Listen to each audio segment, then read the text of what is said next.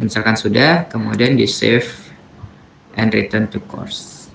Ya, seperti ini. Jadi nanti di sini sudah ada due-nya seperti itu tanggal 6 Mei. Jadi mungkin Bapak Ibu tidak perlu lagi mengingatkan atau mengejar-ngejar mahasiswa untuk melakukan tugasnya, karena secara otomatis ketika sudah melebihi dari due-nya tetap tugas itu masih bisa terkirimkan, tapi dengan label terlambat. Terlambatnya nanti bisa hitungan detik bahkan, atau dalam hitungan hari. Seperti itu. Terus misalkan menambahkan apa lagi ya? Oke, misalkan itu tadi yang assignment. Nah ya, Bapak Ibu juga bisa menambahkan ini BBB, Big Blue Button. Ini semacam fasilitas untuk melakukan conference. Ya, Bapak Ibu bisa tambahkan.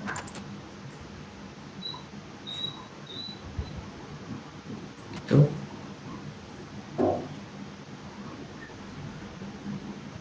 Ya, di sini kita kasih namanya apa? Misalkan tadi topik berapa ya? Topik 4 misalkan gitu ya. Tadi sudah mengirimkan tugasnya. Misalkan yang dikirimkan adalah PPT. Oh, besok presentasi. Oh, yaudah, berarti ini presentasi tugas 3 kemarin, tapi dilakukannya di sesi 4 seperti itu. Berarti presentasi tugas di sesi 4. Misal seperti itu. Monggo nanti Bapak Ibu menyesuaikan. Sudah, kemudian nanti all user enroll bisa sebagai viewer, kemudian teacher sebagai moderatornya. Nah, jadi nanti dosen sebagai moderator dalam conference tersebut. Sudah, tinggal save and return to course. Ya, jadi nanti di topik 4 bisa melakukan itu. Misalkan kita coba, kita klik ketika sudah jadi tadi ya, sudah kita tambahkan aktivitasnya, kemudian kita join session.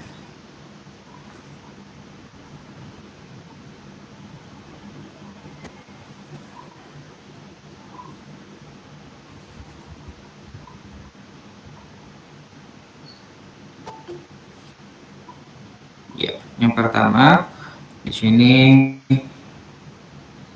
kita dikasih pilihan hanya mendengar saja, atau kita juga bisa mengaktifkan mikrofon kita. Sudah, kita aktifkan saja, kemudian di allow, diperbolehkan.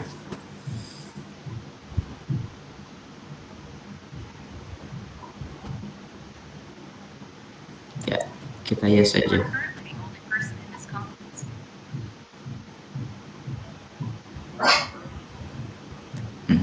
Nah, ini kurang lebih sama seperti beberapa aplikasi conference serupa seperti Google Meet atau Zoom atau Lark atau Webex atau yang lainnya. Fitur standarnya ya ada dot suara untuk webcam seperti itu. Kita allow saja, kemudian start.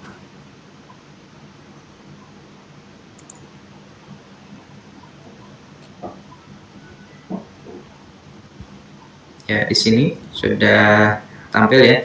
Ini nanti kalau ada peserta berikutnya yang bergabung bisa muncul di sebelahnya, di sebelahnya, di sebelahnya, dan seterusnya.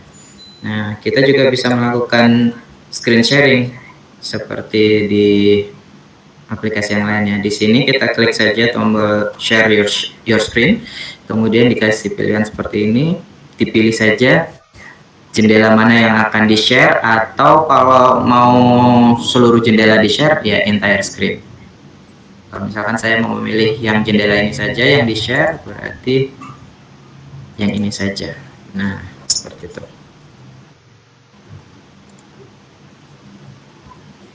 Nah, screen share-nya sedang berproses.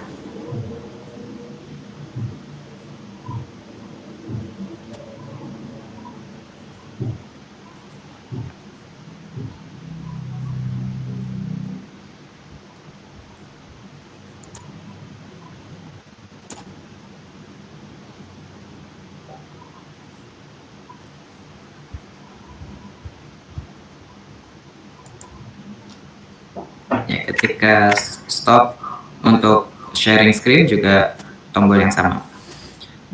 Kemudian kita juga bisa nih di sini melakukan recording untuk video di fasilitas conference ini.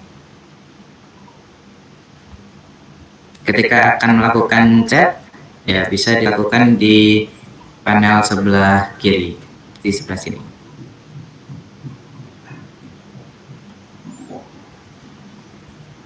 Ya, seperti itu untuk Big Blue Button. Kalau sudah selesai, kita end session saja.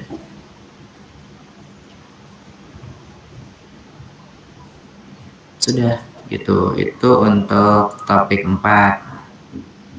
Jadi nanti Bapak Ibu di masing-masing topik atau sesi ini monggo ya tinggal disesuaikan, artinya bisa menambahkan aktivitas ataupun resource yang lebih dari satu begitu. Bukan berarti kalau di topik 4 hanya untuk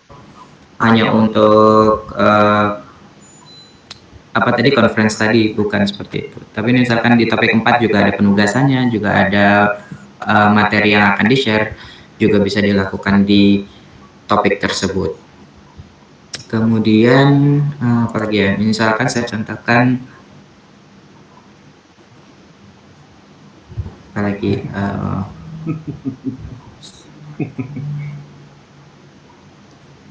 ini kalau tadi mau membagi URL juga bisa di sini, atau membagi buku di sini, file buku, atau kuis nanti biar sesi berikutnya dengan Mas Arief.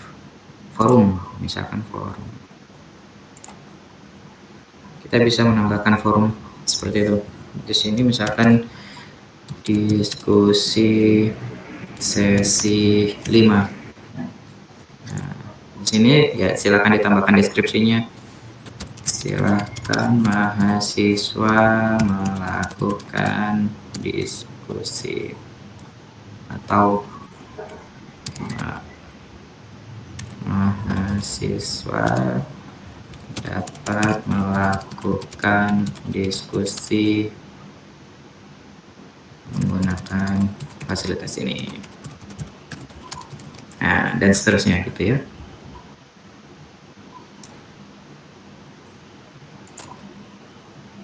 Nah, di sini juga bisa ditentukan jenis forumnya seperti apa. Apakah standar saja ataukah yang sifatnya lebih personal saja, ataukah yang sifatnya Q&A. Kalau misalkan tanya jawab ya kita pilih saja yang Q&A seperti itu. Nah, di sini juga deskripsinya apakah mau ditampilkan pada halaman mata kuliahnya atau tidak, pada halaman course-nya tadi atau tidak. Kalau iya tinggal dicentang, kalau tidak usah dicentang. Sudah, tinggal di save return to course.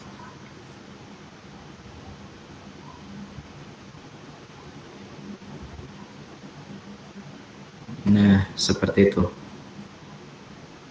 Ya.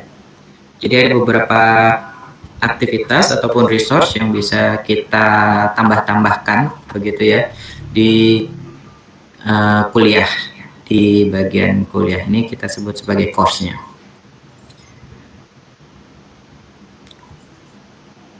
Kemudian apa lagi ya?